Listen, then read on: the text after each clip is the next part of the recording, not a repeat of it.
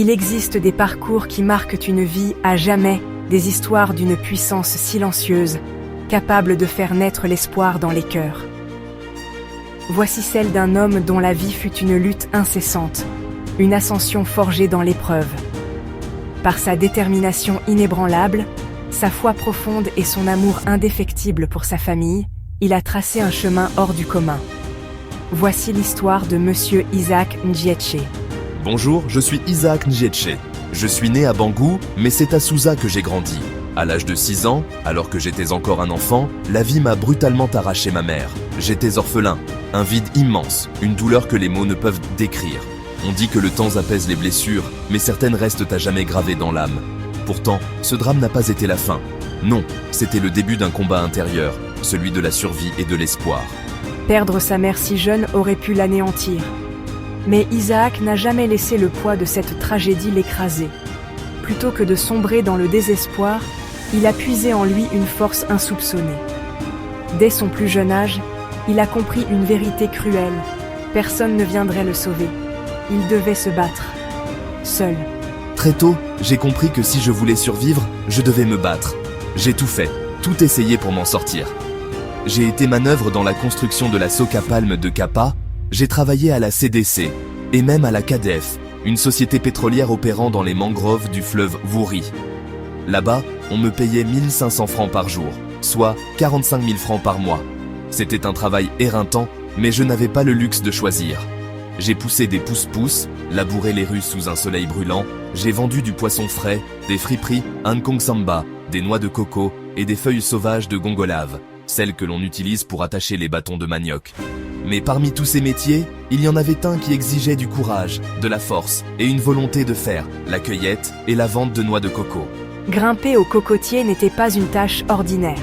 C'était une activité périlleuse, un métier où chaque ascension pouvait être la dernière. À seulement 10 à 15 ans, Isaac embrassait les troncs des cocotiers, des géants de 15 à 25 mètres de hauteur. Sans harnais, sans protection, avec pour seule accroche ses bras, ses jambes et une foi inébranlable. Mais il n'était pas seul.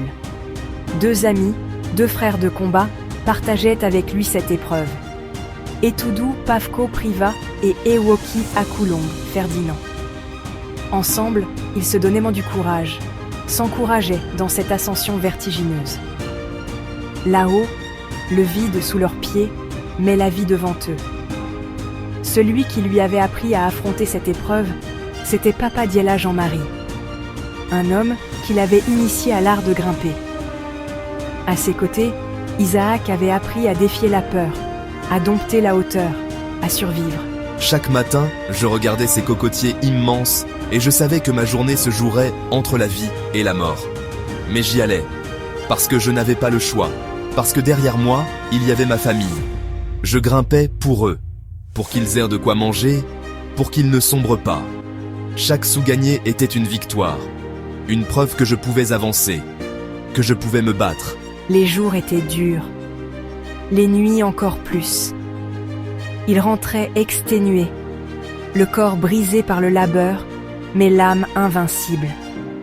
Chaque épreuve était une pierre de plus à l'édifice de sa résilience. Son parcours scolaire fut une bataille de chaque instant. Du collège Herbert de Souza au lycée Manengouba de Nkongzamba, il avançait, un pas après l'autre, un rêve après l'autre. Il n'avait ni confort, ni répit, mais il avait la rage de réussir. Au-delà des livres, c'est l'amour de ma famille et ma foi en Dieu qui m'ont porté. Il y a des jours où la faim me brûlait l'estomac, où mes forces me quittaient, mais je me répétais toujours. Dieu m'a donné un combat, mais aussi la force de le mener. Ce combat, il l'a mené jusqu'au bout. Isaac ne s'est pas seulement battu pour survivre, il s'est battu pour servir. Après des années d'efforts acharnés, il a consacré sa vie à l'éducation, à la transmission du savoir. Enseignant, puis directeur d'école au ministère de l'Éducation de base, il a façonné des générations, semé en eux les graines de l'excellence et du respect. Il ne s'est pas arrêté là. En tant qu'officier d'état civil à Balambo-Bangou, il a exercé avec rigueur et intégrité, veillant à ce que chaque acte, chaque décision, soit empreint de justice et d'honneur.